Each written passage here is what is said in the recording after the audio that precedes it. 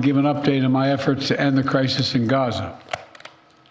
For the past several months, my negotiators of foreign policy, intelligence community, and like have been relentlessly focused, not just on a ceasefire that would inevitably be fragile and temporary, but on a durable end of the war. That's been the focus, a durable end of this war.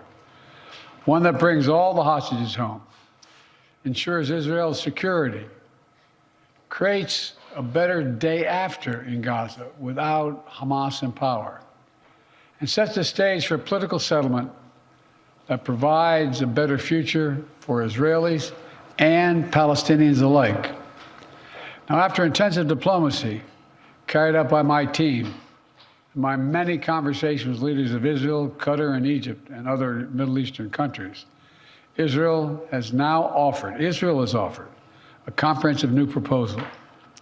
It's a roadmap to an enduring ceasefire and the release of all hostages. This proposal has been transmitted by Qatar to Hamas.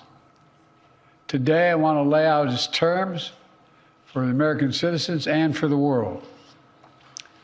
This new proposal has three phases. The first phase would last for 6 weeks.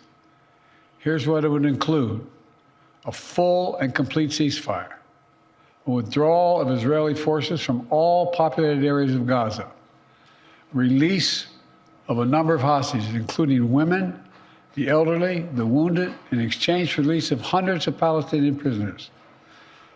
There are American hostages who would be released at this stage, and we want them home. Additional, some remains of hostages who have been killed would be returned to their families, bringing some degree of closure to that terrible grief. Palestinians, civilians, would return to their homes and neighborhoods in all areas of Gaza, including in the north. Humanitarian assistance would surge, with 600 trucks carrying aid into Gaza every single day. With the ceasefire, that aid could be safely and effectively distributed to all who need it. Hundreds of thousands of temporary shelters, including housing units, would be delivered by the international community. All that and more would begin immediately.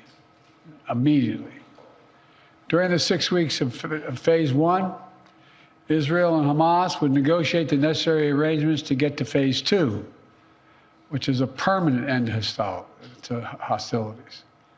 Now, I'll be straight with you. There are a number of details to negotiate to move from phase one to phase two. Israel will want to make sure its interests are protected. But the proposal says if the negotiations take longer than 6 weeks, for phase one, the ceasefire will still continue as long as negotiations continue. In the United States, Egypt, and Qatar would work to ensure negotiations keep going. All agreements, until all the agreements are reached and phase two is able to begin. Then phase two, there would be an exchange for the release of all remaining living hostages, including male soldiers. Israeli forces would withdraw from Gaza, and as long as Hamas lives up to its commitments, a temporary ceasefire would become, in the words of the Israeli proposal, the cessation of hostilities permanently, end of quote. Cessation of hostilities permanently. Finally, in phase three, a major reconstruction plan for Gaza would commence, and any final remains of hostages who've been killed would be returned to their families. That's the offer that's now on the table, and what we've been asking for. It's what we need.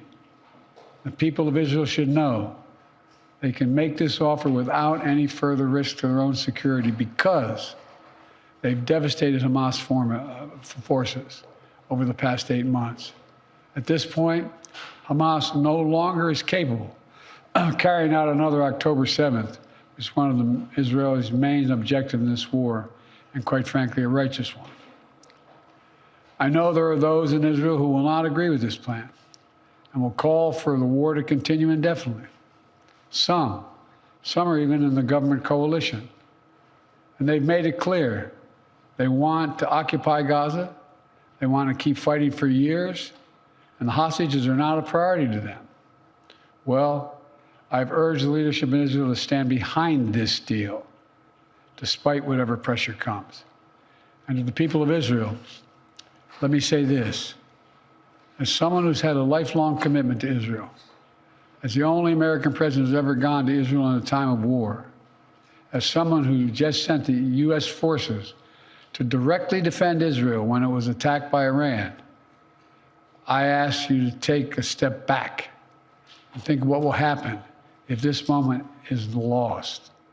We can't lose this moment. Indefinite war in pursuit of an unidentified notion of total victory will not bring Israel, will only bog down Israel and Gaza, draining the economic, military, and human resources, and furthering Israel's isolation in the world. That will not bring hostages home. That will not bring an enduring defeat of Hamas. That will not bring Israel lasting security. But a comprehensive approach that starts with this deal will bring hostages home and will lead to more secure Israel. And once a ceasefire and hostage deal is concluded, it unlocks the possibility of a great deal more progress, including calm along Israel's northern border with Lebanon. The United States will help forge a diplomatic resolution, one that ensures Israel's security and allows people to safely return to their homes without fear of being attacked. With the deal, a rebuilding of Gaza will begin. Arab nations and the international community, along with Palestinian and Israeli leaders, to get it done in a manner that does not allow Hamas to rearm. And the United States will work with our partners to rebuild homes, schools, and hospitals in Gaza, to help repair communities that were destroyed in the chaos of war. And with this deal, Israel could become more deeply integrated in the region, including, it's no surprise to you all, including a potential historic normalization agreement with Saudi Arabia. Israel could be part of a regional security network to counter the threat posed by Iran. All this progress would make Israel more secure, with Israeli families no longer living in the shadow of a terrorist attack. And all this would create the conditions for a different future, a better future for the Palestinian people. One of self-determination, dignity, security, and freedom. This path is available once the deal is struck. Israel will always have the right to defend itself against the threats to its security and to bring those responsible for October 7th to justice. And the United States will always ensure that Israel has what it needs to defend itself. If Hamas fails to fulfill its commitments under the deal, Israel can resume military operations. But Egypt and Qatar have assured me, and they are continuing to work to ensure that Hamas doesn't do that. And the United States will help ensure that Israel lives up to their obligations as well. That's what this deal says. That's what it says. And we'll do our part. This is truly a decisive moment. Israel has made their proposal. Hamas says it wants a ceasefire. This deal is an opportunity to prove whether they really mean it. Hamas needs to take the deal.